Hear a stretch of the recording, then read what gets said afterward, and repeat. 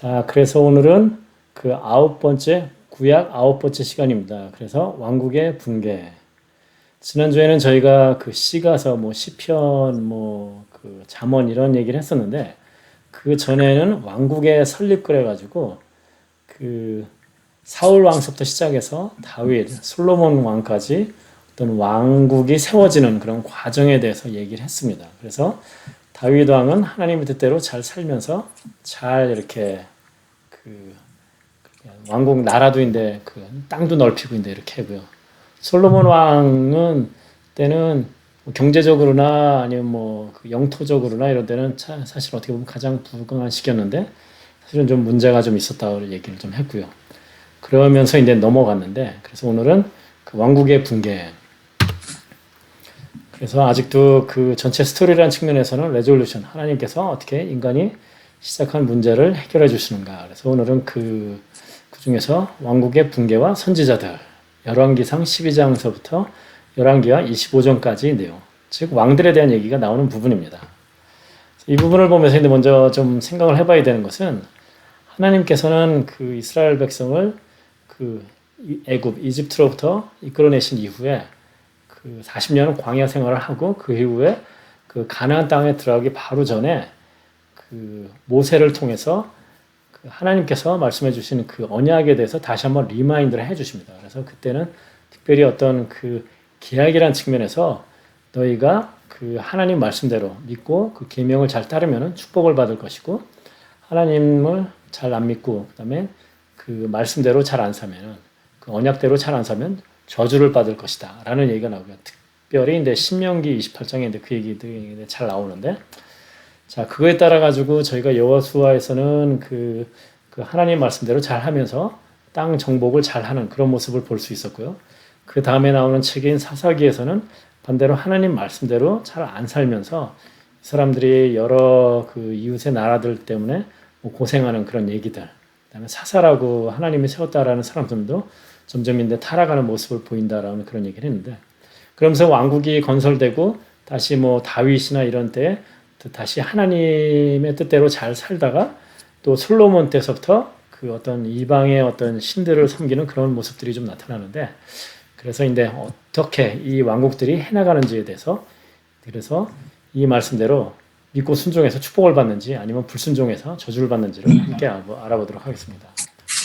자, 왕국의 불륜이라고 그래가지고 이제 왕이 사울 왕서부터 시작해서 다윗 솔로몬까지 왔다라고 얘기를 하는데 솔로몬 왕 때는 사실은 땅도 굉장히 넓고 그 부유했지만은 그러면서 이제 여러 가지 자기가 사는 성전도 건축하고 하나님의 그 집인 성전도 건축하고 그 외에 이제 자기 와이프들을 위해서 하여튼 굉장히 이제 건축을 많이 했어요. 건축을 많이 했다는 얘기는 뭐냐면은 그에 따라 가지고 노동력이 많이 필요하죠. 그러니까 솔로몬 당시에는 많은 이스라엘 백성들이 그 건축을 위해서 그 동원이 됐었어요. 예. 그래서 그것 때문에 굉장히 힘들었죠. 그랬는데 솔로몬이 이제 죽고 나서 이제 그 아들인 르호보암이 이제 아들입니다. 그래서 이제 왕이 이제 되는데 르호보암이 들어서자 그 백성들이 각 지파의 이제 그 우두머리들이 르호보암한테 와서 얘기를 합니다. 그 솔로몬 시절에는 여러 가지 그 건축 때문에 동원되는 게 너무 힘들고 어려웠다. 그러니까 그걸 좀 줄여달라라고 이렇게 이제 물어봐요. 아니 물어보는 게 아니라 부탁을 해요. 그러니까 르호보암이 알겠다. 그러면 3일 있다 와라. 내가 대답해 주겠다라고 그러면서 그 3일 동안에 기존에 그러니까 그 장로들 그러니까 자기 아버지랑 같이 일했던 그 어른들한테도 물어보고 그다음에 자기 주위에 있는 친구들 동료들한테도 물어봐요. 어른들은 그 백성들의 얘기대로 줄여줘라. 그 친구들은 택도 없는 소리 하지 마라. 안 된다고 해라. 라고 얘기를 해요. 근데 결국은 이제 친구들 얘기를 이제 자기랑 이제 동년배의 사람들의 얘기를 들으면서 백성들이 3일 있다 와서 그러면 줄여주기로 할 것이냐라고 하니까 그 안 줄여줄 것이다. 오히려 자기는 그 솔로몬보다 더 그 심하게 노역을 시킬 것이다라고 얘기를 해요. 그렇게 되니까 인데 그 여러 지파 사람들이 인데 흔한 말로 인데 화가 난 거죠. 그래서 너 아니면 아니냐. 그래서 그 이스라엘의 10개의 지파, 그러니까 밑에 나오는 유다랑 베냐민 지파 뺀 나머지 10개의 지파는 여로보암이라는 사람을 왕으로 세워서 그 이스라엘이라는 나라를 따로 세웁니다. 북쪽에. 그리고 유다랑 베냐민 지파. 예. 유다 지파는 당연히 그 다윗, 솔로몬, 그다음에 르호보암의 이제 그 자기 종족입니다. 그리고 베냐민은 이제 그 같이 있으면서 여러 가지 이제 친하게 지내느라고 같이 따릅니다. 그래서 밑에 두 지파 유다랑 베냐민은 그 유다, 때로는 뭐 남유다라고도 그렇게 표현을 해요. 그리고 나머지 10지파는 그 이스라엘 또는 그 북이스라엘이라고도 이제 얘기를 하는데, 그렇게 해서 나라가 남북으로 갈리는 상황이 됩니다. 사실은 말씀드린 것처럼 이렇게 이 솔로몬 이후서부터 이제 갈라지기 시작을 했지만은, 그 하나님을 기준으로 하면 사실 솔로몬 때서부터 이미 그 흔한 말로 싹수가 보였죠. 그래서 솔로몬이 그 굉장히 많은 것들을 이렇게 그 잘못하는 게 많이 있는데, 그 자기 아내나 이제 첩이 굉장히 많았죠. 그리고 그 아내나 첩들이 그 자기 나라에서 그리고 그 결혼하는 것의 많은 부분은 다른 나라의 공주들이었어요. 그러니까 그걸 통해서 이제 어떤 그 나라의 안정, 정권의 안정을 이제 그 꾀하고자 했었는데, 그러면서 결국은 그 자기 나라에서 섬기던 그런 여러 가지 이제 다른 신들, 우상들을 가져왔고, 그거를 이제 자기 남편인 솔로몬한테 부탁하니까 솔로몬이 막 신전도 지어주고 그러면서 이제 허용을 하는 그런 상황이 됐습니다. 그리고 마찬가지로 출애굽기에서 그 미래의 왕이 세워졌을 때 이러한 것들을 조심하라고 해라라고 했던 것들을 이제 다 어기면서 했죠. 그러니까 그게 누를 쌓았고, 이제 군사를 많이 길렀고요.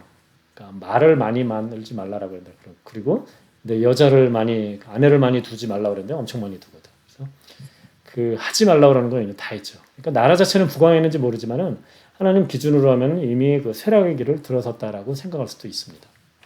열왕기상 또는 역대상하는 사실은 그 두 나라의 왕들에 관한 얘기들이 이제 쭉 나옵니다. 그러니까 어떤 왕이 어떤 일들을 했고, 뭐 언제 죽었고, 그 후에 누가 왕이 되고, 이제 그런 얘기가 쭉 나오는데, 이스라엘, 그러니까 북쪽에 있는 이스라엘은 왕이 19명이 있었습니다. 근데 그 왕들 중에서 하나님 보시기에 좋은 왕은 단 한 명도 없었어요.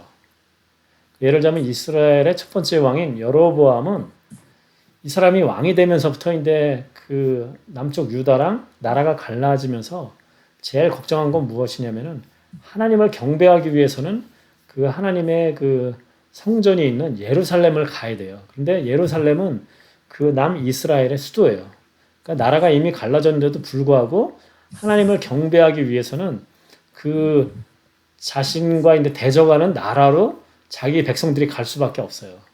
그래서 어떻게 하냐면은 그 북이스라엘 기준으로 북쪽하고 남쪽에 그게 베델하고 단인데, 거기에 그 제단을 쌓아요. 그리고 그곳에 황금 송아지를 만들어 놓고, 자, 이 황금 송아지가 너희를 그러니까 애굽으로부터 이끌어낸 신이다.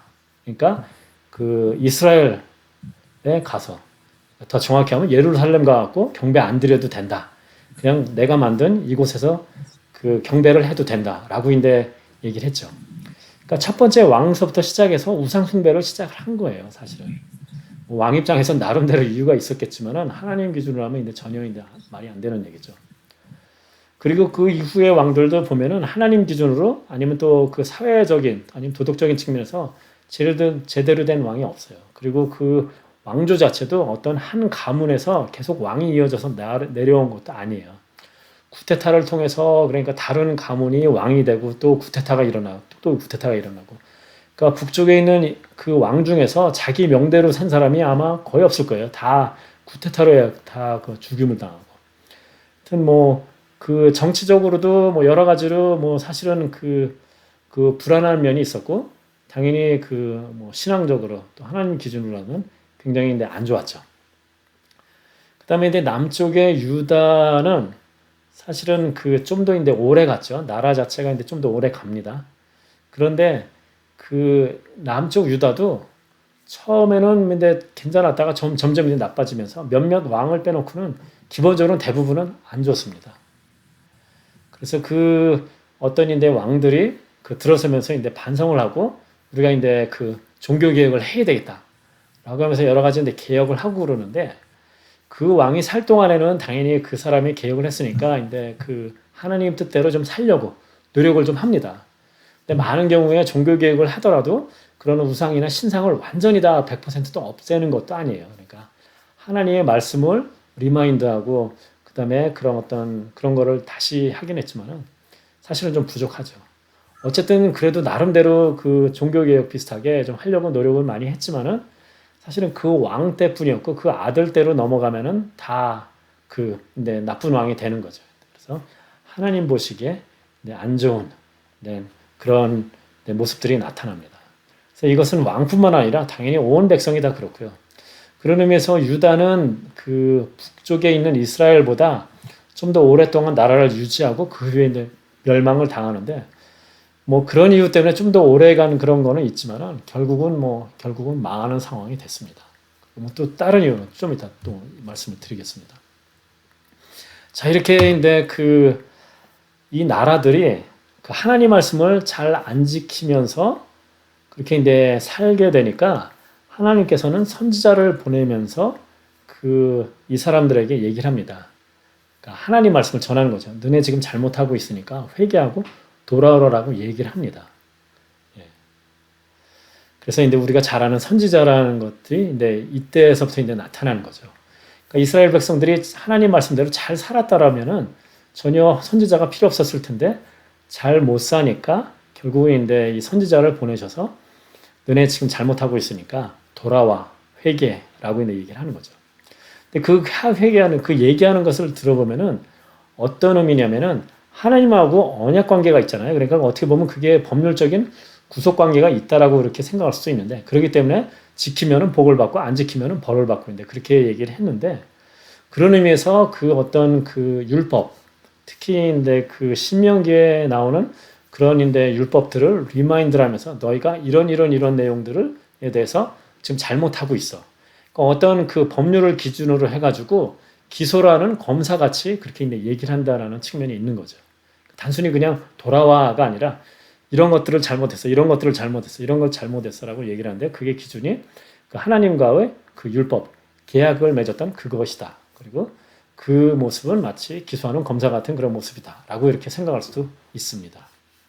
그래서 이제 선지자들이 이제 많이 나옵니다. 그래서 선지자들을 이제 좀 보면은 우리가 그 북쪽에 있는 이스라엘은 아수르란 나라한테 우리가 이제 뭐 역사적으로 아시리아라고 이제 알고 있을 겁니다. 그 나라한테 이제 멸망을 했고요. 그 다음에 그 남쪽 유다는 바빌론이란 나라한테 그 시기가 나오면 이제 그 근처쯤에 이제 망하는 겁니다. 그래서 이제 각자의 그 선지자들이 활동하던 시기가 이제 나옵니다. 그리고 어느 나라를 기준으로 이제 주로 이제 말씀을 전하는 어느 나라에서 그래서 요나, 아모스, 호세 같으면 북이스라엘 멸망하기 전에 돌아오라라고 이제 그렇게 북이스라엘을 얘기했고요. 그다음에 뭐 이사야나 미가 하여튼 그 외에 많은 선지자들은 대부분 이제 남쪽 유다 더 오래 버티고 있었으니까 우리 표현으로 그러니까 상대적으로 이제 얘기하는 게 이제 좀 길죠. 이제 여러 사람이 얘기했죠. 그리고 포로로 잡혀갔다가 포로로 돌아오고 나서도 여러 가지 문제가 있으니까 또 하나님께서 선지자를 보내십니다.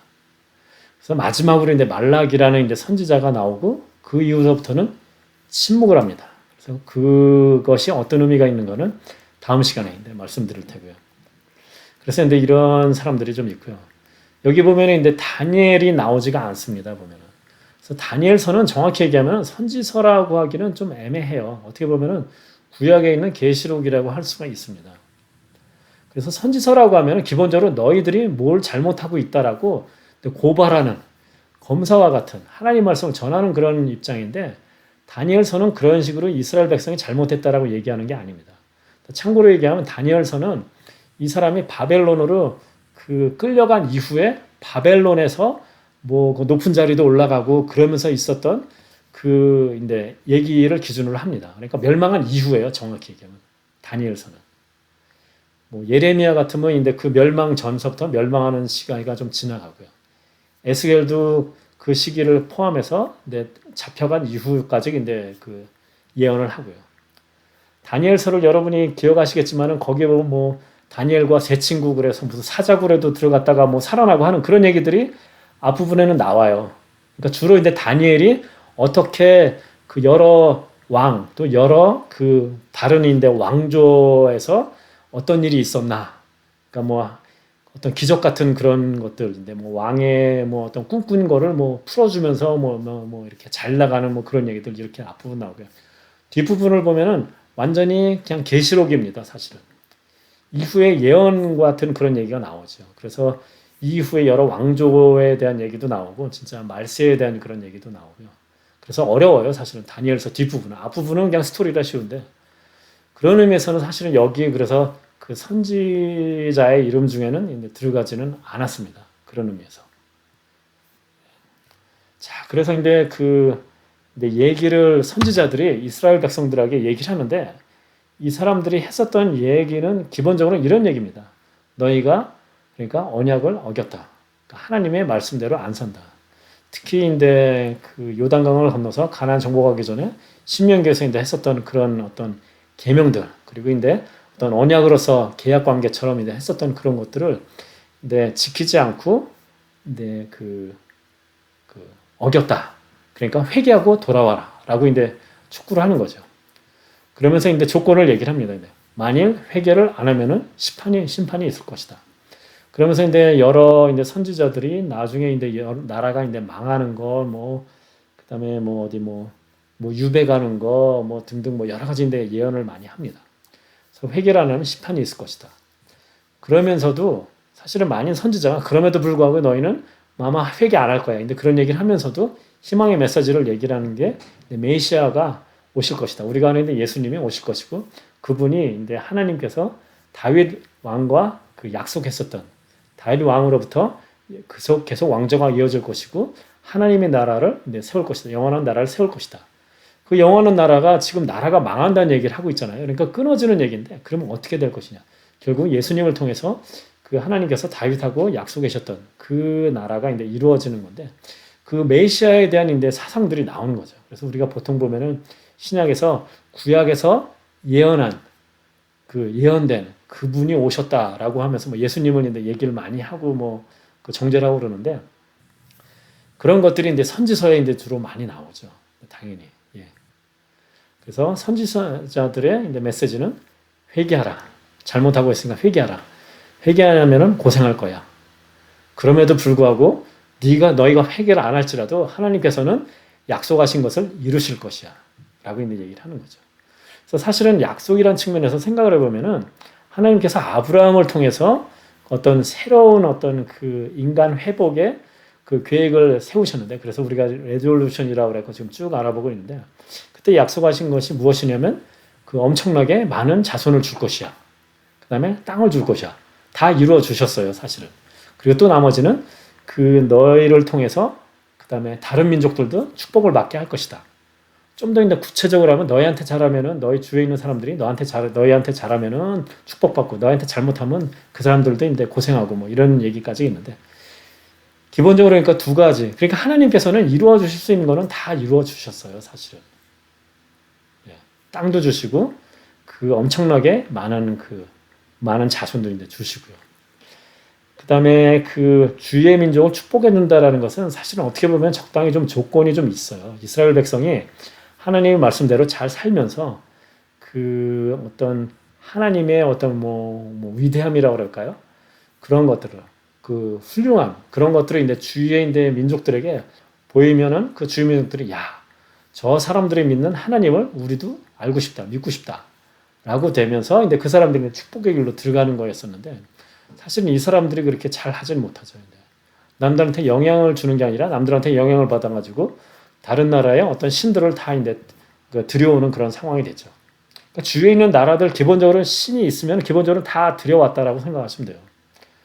그래서 모르겠어요. 그러니까 성경에는 정확히 나오진 않는데 예를 들자면 다른 나라들은 자기들이 원래 섬기던 신만 섬기는지 아니면 다른 뭐 나라의 신들도 그 사람들도 다 짬뽕해서 섬기는지 모르지만은 이스라엘은 기본적으로 뭐 하나님뿐만 아니라 주위에 있는 신은 다 섬긴다라고 생각하면 됩니다. 예.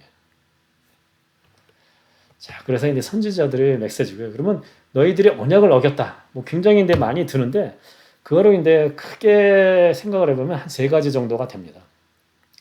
반대로 얘기하면 우리가 이 세 개가 굉장히 중요한 거다라고 생각할 수가 있죠. 이스라엘에게 중요하고 현대를 사는 우리에게도 구약을 통해서 우리가 얻을 수 있는 메시지가 되는 거죠. 첫 번째는 우상 숭배입니다. 그래서 당연히 하나님께서 십계명을 통해서 그 외에도 말씀을 통해서 나 외에 다른 신을 두지 말라. 그다음에 우상을 만들지 말라라고 이제 그렇게 얘기를 했는데 좀 전에도 얘기했지만 계속 우상을 숭배를 하죠. 다른 나라에 이제 온갖 동네에 있는 숭배하는 거 이제 다 들어옵니다. 예. 그다음에 이제 사회적 불의입니다. 그래서 사회적 불의라는 것은 하나님께서는 굉장히 높은 수준의 도덕성을 요구한다라고 그렇게 얘기를 했어요. 제가 지난번에 지금도 구약, 그러니까 율법 관계 쪽을 얘기를 하면서 우리가 생각할 때는 율법에 나오는 것들이 참 이상한 게 많다. 그리고 사랑의 하나님을 우리는 생각하는데 눈에는 눈, 이에는 이라고 생각을 하는데 사실은 우리는 3,500년 전에 중동 지방의 그 문화를 기준으로 생각을 해야 되는 거예요. 그러니까 그때의 기준으로 하면은 사실은 그 율법에 나오는 것들이 굉장히 높은 수준의 도덕성을 요구를 하는 것이에요. 그래서 그런 것들로 이제 예를 드는 게 일주일 중에 하루는 그 안식일로 쉬어라. 그거는 이제 노예든 아니면 동물이든 제가 항상 얘기를 하지만은 노예 내지는 옛날에 노는 날이 어디 있습니까? 요즘이나 그 세상 좋아져가지고 일주일에 이틀씩 놀지. 옛날에는 노예는 말할 것도 없고 보통 사람들도 노는 날이 어디 있어요. 그런 게. 계속 일을 해야지. 그런데 3,500년 전에 중동 지방에서 그 노예까지 포함해서 그 다음에 무슨 동물까지 포함해서 하루를 꼭 쉬어라. 안식을 해라. 라는 거. 그 다음에 예를 들자면 사회적 약자인 고아, 과부, 이방인, 가난한 사람들을 돌보라는 얘기들이 굉장히 많아요. 그래서 보통은 보면은 예를 들자면 어떤 사람이 자기가 도저히 먹고 살기 힘들어가지고 어떤 사람의 이제 노예로서 이제 들어가면은 그 7년 지나고 나면은 그거를 이제 다시 물을 수 있는 이런 것. 여러분이 잘 아시잖아요. 50년 지난 다음에 그러니까 7번씩 7번이 지난 50년이 지난 후 신년 되면 자기 땅 팔았던 것도 다 원위치 시키고 이스라엘 백성들이 실제로 그렇게 했는지는 2차적인 문제고 적어도 하나님이 주신 계명을 기준으로 하면은 그 상상할 수도 없을 높은 수준의 도덕성을 나타내는 거예요. 좀 전에도 얘기했듯이 그렇게 사회적인 약자들에 대해서 잘 돌보라라고 얘기를 하는데 그런 측면에서 그렇게 안 했죠. 근데 있는 사람들은 더 자기 있는 것으로 없는 사람들을 더 착취하고 수탈하고 그러니까 부자는 더 부자가 되고 가난한 사람은 가난한 사람이 되고 그래서 그런 사회적으로 하나님 계명대로 안 하고 사회적 불의에 대해서 그 고발하는 내용들이 많이 있습니다. 그 다음에는 이제 그 형식적인 제사나 예배. 이 사람들이 보면은 계속적으로 그 어떤 그 하나님이 요구하는 거니까 어떤 절기 때나 이런 때마다 그 제사는 계속 드립니다. 그러니까 제사는 드리는데 그 제사에 마음이 전혀 없어요. 그러니까 그런 의미에서 이 사람들은 어떻게 생각하냐면 자, 우리는 하나님의 백성이에요. 할례받은 백성이야. 라는 그런 믿음이 있었어요. 그러면서 하나님께서 옛날에 축복해 주듯이 우리를 계속 축복해 주실 거야 라고 이제 생각을 하는 거죠. 그러니까 그 이유는 뭐냐면 그래도 우리는 하나님 말씀대로 그 예배는 드리잖아. 그러니까 제사는 드리잖아 라는 거예요. 그러니까 제사를 통해서 뭔가 하나님을 이용할 수 있다. 매니퓰레이션이라고 해야 되나요? 하여튼 그럴 수 있다라는 그런 생각이 저변에 좀 깔려 있는 거죠. 근데 그것도 이제 잘못됐다라고 얘기를 하는 거죠. 그러니까 여러 선지자가 보면은 그런 형식적인 제사가 근데 안 좋다. 그러니까 그 제사 드릴 때 그 태우는 기름이 역겹다 이런 표현을 쓰는 그 선지자들도 있고요. 그래서 이제 예를 들자면 이런 거죠. 이사야서 앞부분에 나오는 게 너희의 무수한 재물이 내게 무엇이 유익하냐. 내 앞에 보이러 오니 마당만 밟을 뿐이다. 라고 하는 거죠. 하나님께서는 그런 것들이 하나님께 요구하신 거니까 당연히 하는 거는 좋지만은 그것이 중요한 것이 아니라 너네가 마음이 있어야 된다는 거죠. 그러니까 제사를 드릴 때 어떤 그런 마음. 근데 그런 건 없이 그냥 형식적으로만 어떻게 보면 요즘 기준으로 하면 예배 드리는 거예요. 그리고 사실은 좀 전에도 얘기했지만 이 세 가지가 그 우리 현대에 사는 사람들, 구약이나 신약에 사는 사람들뿐만 현대에 사는 사람들에게도 이제 중요한 이유가 당연히 우상숭배도 우리가 안 해야 되겠죠. 그러면 내가 다른 종교를 믿는 건 아니니까 라고 생각을 하지만은 사실 우상숭배라는 게 하나님보다 더 우선시되는 것이 있다라면은 그것들이 이제 다 우상숭배가 될 수 있는 거겠죠. 형식적인 제사, 저는 이제 슬래시 예배라고 하는 건데 요즘 때문에 이제 그런 건데 요즘도 이제 그런 부분이 많이 있을 수가 있어요. 그래도 나는 뭐 예배는 꼭 뭐 그래도 드리니까 사실은 마음이 어쨌든 간에 뭐 상관없이 예배 중간에 뭐 온갖 머릿속은 뭐 다른 데 가 있더라도 뭐 상관없이 나는 일단 예배는 드렸으니까 적어도 교회 모이면 참가를 했으니까 뭐 더 하면은 뭐 그래도 봉사는 하니까 뭐 헌금을 하니까 뭐 근데 형식적인 거를 들려면 엄청 많아요. 근데 그런 모든 것들이 다 마음이 없으면은 하나님이 그 기뻐 받으시지 않는다라는 거죠. 그리고 사회적 부르라는 측면에서는 우리도 주위에 어떤 그런 뭐 어려운 사람이나 아니면 그런 것들을 잘 돌봐야 된다는 그런 게 있죠. 예. 그런 측면에서는 교회들도 사실은 많은 부분에 있어서 사회적으로 여러 가지 근데 구제나 이런 거에도 좀 더 신경을 많이 써야 돼요. 그러니까 내부적으로만 이렇게 잘 먹고 잘 살고 뭐 그런 거뿐만 아니라 사실은 그런 것들을 많이 해야 됩니다. 그런 것들이 보면은 뭐 구약의 하나님, 신약의 하나님도 이제 마찬가지입니다. 사실은. 자, 그렇게 이제 이스라엘 백성들이 하나님 말씀대로 잘 안 하는데 하나님께서는 지금도 얘기했지만 예를 들자면 그 북쪽의 이스라엘도 나라가 세워진 다음에 제가 알기로 한 230년 정도는 버텼어요. 남쪽 같으면 이제 300년이 넘게.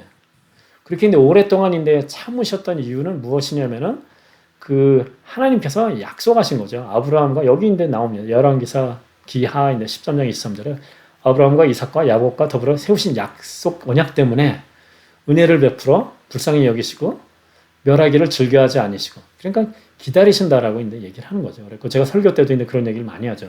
잘못하면은 하나님께서 반드시 그에 따른 결과 콘시퀀스가 있게 하신다. 그러지만 그것이 바로 다음 날이 아닐 가능성은 많다. 왜냐면 하나님은 기다리시니까 회개하고 돌아오길 기다리시니까요.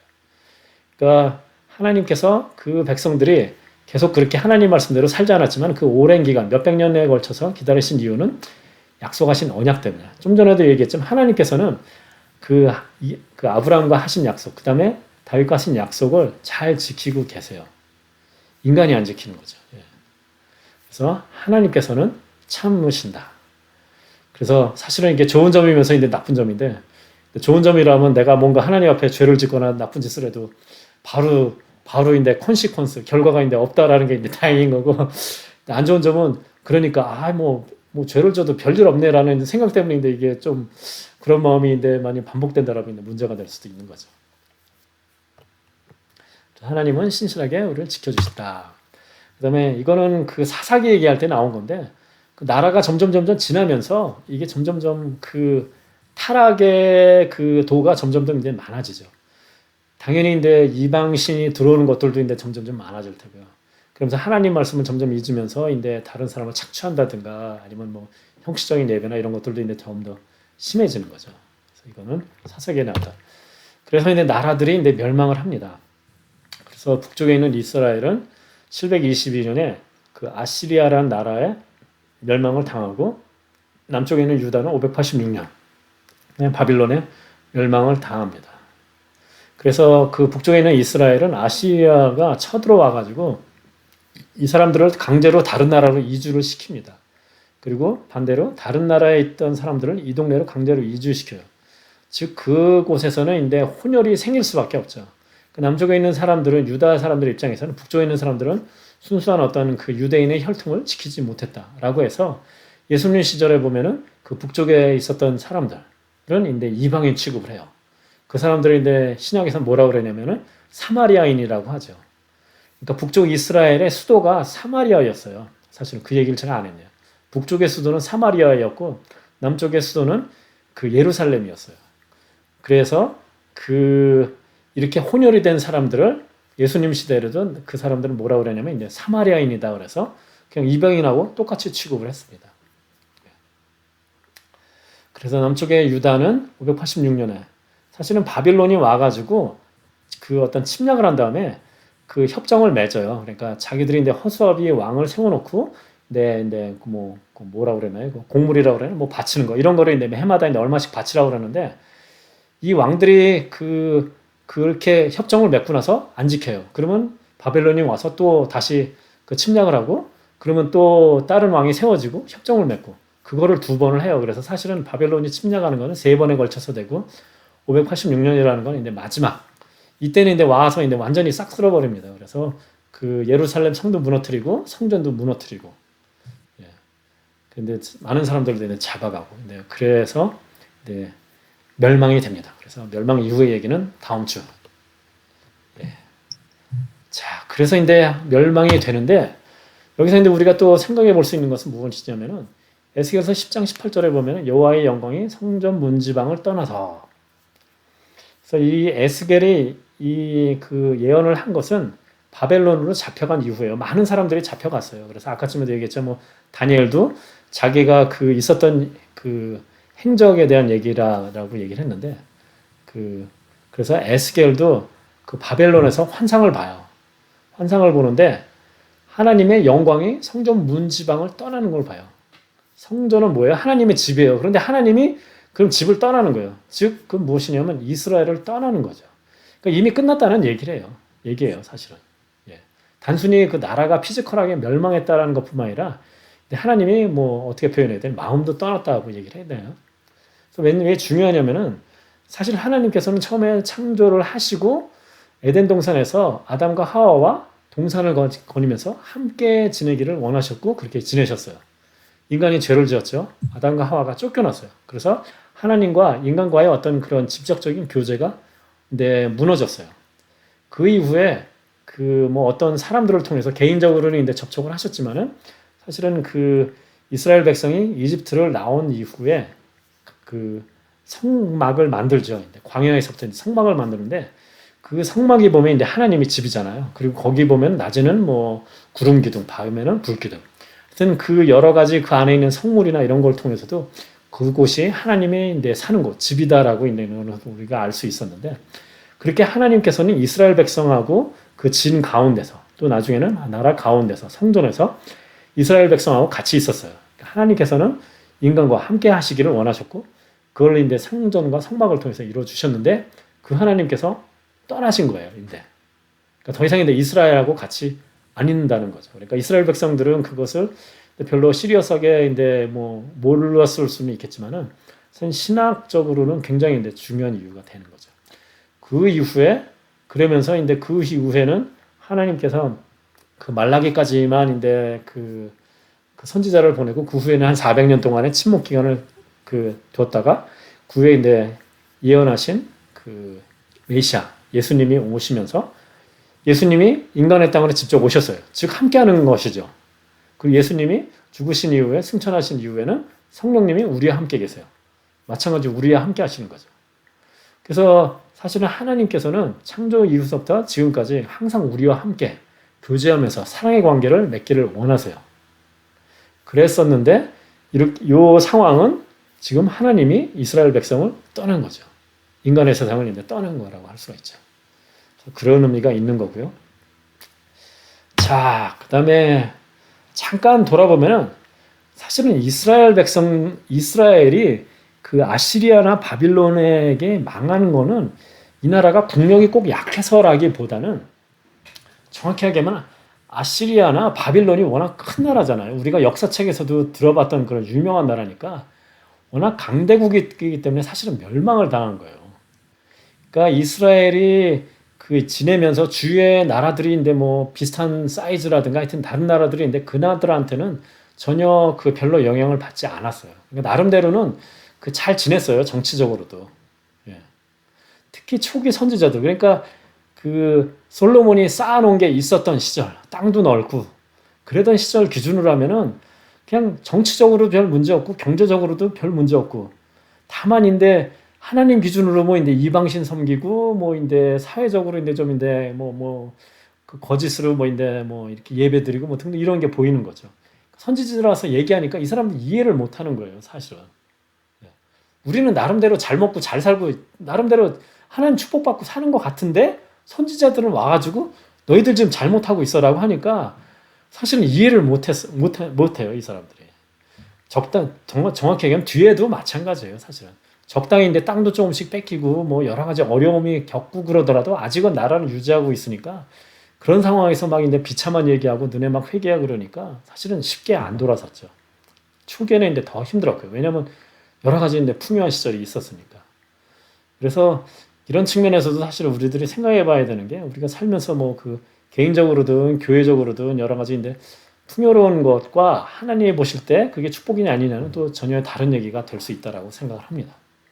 우리가 겉으로 보기에는 어떤 교회가 굉장히 성장하고 풍요로워 보이지만은 그것이 하나님 보시기에는 선지자들을 통해서 경고를 해야 되는 그런 영적인 상태에 있을 수도 있다라는 것을 생각해 볼 수가 있습니다. 그래서 특별히 말씀드리는 거고요. 자, 그다음에 그 선지서들을 보면은 다 이스라엘 백성에게만 했느냐? 다른 나라들도 많이 했어요. 그래서 니느웨라는 것은 그 아시리아의 수도입니다. 그래서 니느웨에 가서 하는데 우리가 잘 아는 것은 그 요나서죠. 요나가 하나님께서 니느웨에 가가지고 회개하라고 하라라고 하니까 자기인데 그 적국이나 마찬가지잖아요. 근데 커지려고 하는 나라. 그러니까 싫었어요. 그래서 도망을 가죠. 그 배 타고 도망가는데 배가 풍랑을 만나니까 결국인데 그럼 누구 때문이야 그래갖고 제비뽑기 하니까 요나가 딱 걸리고 그러니까 솔직히 얘기를 하죠. 하나님 뜻대로 안 해가지고 내가 하여튼 그래서 결국은 바다에 버려짐을 당하고 물고기 뱃속에서 3일 있고 우리가 잘 아는 요나 얘기가 나오는 겁니다. 그러니까 요나가 사실은 니느웨 가서 이게 얘기를 해야 되는데 안 했죠. 그 고생을 하고 3일 동안에 뭐 물고기 뱃속에도 있고 그런 이후에 니느웨 가서 얘기를 해요. 별로 세게도 얘기를 안 해요. 그냥 쓱 얘기를 해요. 근데 별로 얘기하고 싶지 않으니까.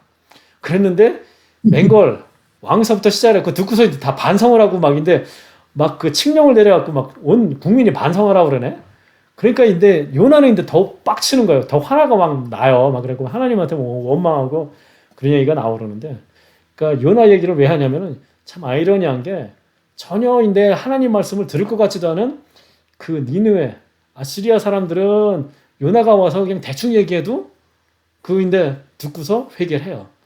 그래서 이 사람들이 계속 회개하고 그렇게 살았다는 얘기는 아니고 적어도 듣고 한동안은 그래도 하나님 뜻대로 좀 살려고 회개하진 않았을까. 다시 바뀌죠, 물론. 그래서 아시리아도 굉장히 그 잔혹하게 그 주의 나라들을 정복했다는 걸로 유명한 나라이긴 한데.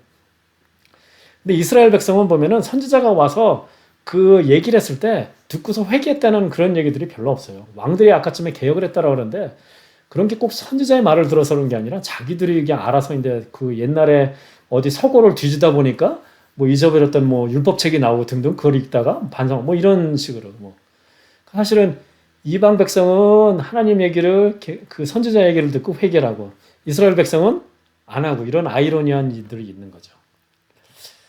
자, 또 대제 선지서, 소선지서 이렇게 나뉘는데 특별히 그러니까 예를 들자면 어떤 뭐 신학적으로 훨씬 더 의미가 뭐 좋아가지고 뭐 깊은 뜻이 있어서 이렇게 하는 건 아니고요. 그냥 길이 순이라고 합니다. 그래서 그 순으로 하는 거고요. 특히 소선지서 같으면은 12명의 소선지서가 있는데 구약 시대에는 그게 두루마리였잖아요. 그러니까 두루마리 기준으로는 두루마리가 하나였어요. 사실은 그냥. 그래서 그 책에 보면 북 오브 12 프로펫인가 뭐 그렇게 되어 있다고 제가 기억을 하는데 그렇게 되어 있습니다.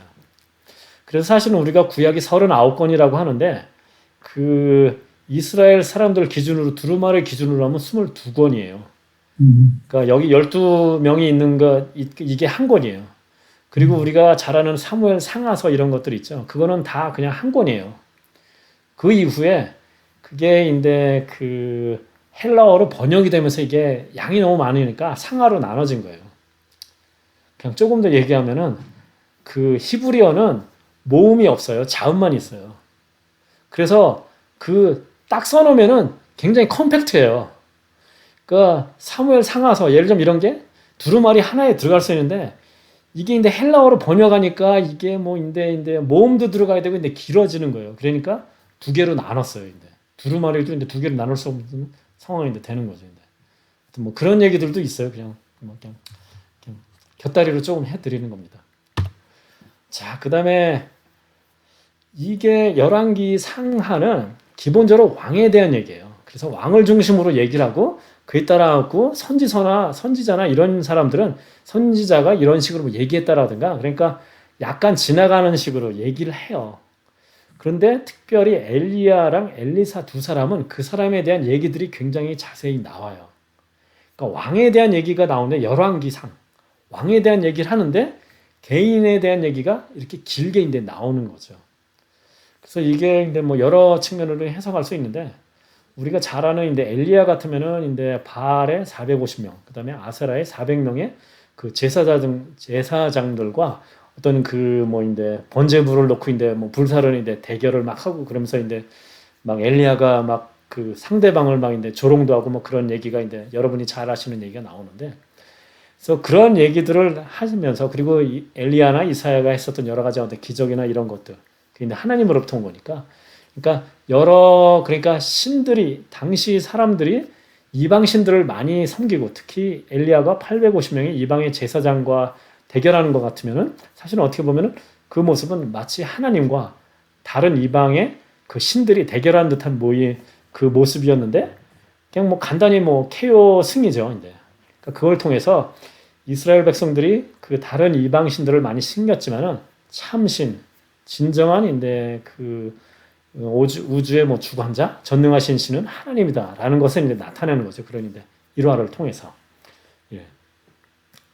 그리고 마찬가지로 이제 그 아까쯤에 뭐 타락했다라고 얘기를 하면서 그 뭐 왕서부터 시작해서 백성까지 이제 뭐 줄줄이 다 타락을 했다라고 그렇게 얘기를 했는데 그 와중에도 이제 하나님 말씀대로 사는 사람이 있다라는 거죠. 그러니까 엘리야나 뭐 엘리사 같은 이런 사람들도 이제 그런 예가 될 수가 있는 거죠. 자, 엘리야 얘기 같아도 이제 뭐 막 쫓겨다니면서 그러니까 그 850명의 이방 제사장하고 싸우면서 이제 그러면서 이제 그 사람들은 이제 다 죽고 그러니까 그 여왕이 그냥 화가 나가지고 막 잡으러 이제 쫓아오고 그러니까 도망가다가 아이고 나 이제 죽습니다. 이제 나만 남았네요. 막 이제 이러니까 하나님께서 그렇게 얘기하죠. 너 말고도 그 믿음 지키는 사람이 뭐 7천 명이나 있어라고 이렇게 얘기를 하시는데 그러니까 그런 모습을 나타내는 거죠. 이제 그렇게 모든 사람이 타락한 것 같지만은 그 가운데서도 믿음을 지키는 사람은 있다라는 것을 그리고 그런 사람은 하나님께서 구원해 주신다라는 것을. 자, 그다음에 히스기야 왕대는 유명한데 그냥 언급을 좀 하려고 좀 합니다. 그러니까 아시리아가 그 북쪽에 있는 이스라엘을 그 멸망을 시키고 나서 남쪽까지 쳐들어왔어요. 사실은 옆 동네니까.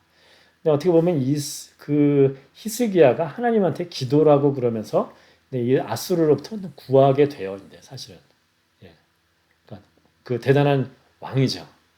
그 이후에 그 하나님이 그 선지자를 통해서 네가 이제 그 죽을 것이다라고 이제 그 얘기를 듣고 기도를 통해서 이제 뭐 저는 이제 보통 표현은 면벽이라는데 벽 쳐다보면서 기도를 해가지고 그 생명이 15년이 연장이 돼요. 거기까지는 좋아. 근데 문제는 그 이후서부터가 문제예요, 사실은. 그 15년 사이에 태어난 게 므낫세라는 이제 다음 왕인데 이 사람은 이스라엘 역사에서 55년 동안 가장 길게 한 왕이면서 가장 악을 행한 왕이에요. 이 15년 사이에 태어난 왕이. 이 사람이 기도를 통해서 15년 연장이 됐는데 우리는 거기까지만 해가지고 야, 이 사람이 훌륭한 뭐 기도 용사고 그래서 뭐 잘됐다라고 하지만은 그 이후에는 이 사람이 사실 교만해져요. 그래서 그 이후에 뭐 자기 부인데 가진 거를 자랑하기 위해서 자랑하느라고 바빌론에서 사신이 오니까 병들었다가 이제 낫다 그러니까 사신이 오니까 자기인데 그 보물 창고 이런 걸 이제 나라 있는 걸 이제 다 보여줘요. 나중에 곧 다 뺏겨요. 그래 결국은 기도를 통해서 생명이 연장된 이후의 삶은 그렇게 아이들한 삶은 아니에요. 그런 걸 통해서 우리가 생각해 볼 수 있는 것은 우리가 기도를 통해서 어떻게 보면은 그 기도의 뭐 응답이라고 그럴까요? 응답되는 것이 항상 그 아이디어라는 거는 아닐 수도 있다라는 생각도 좀 들어요. 그러니까 내가 원하는 기도의 응답이 되는 것이고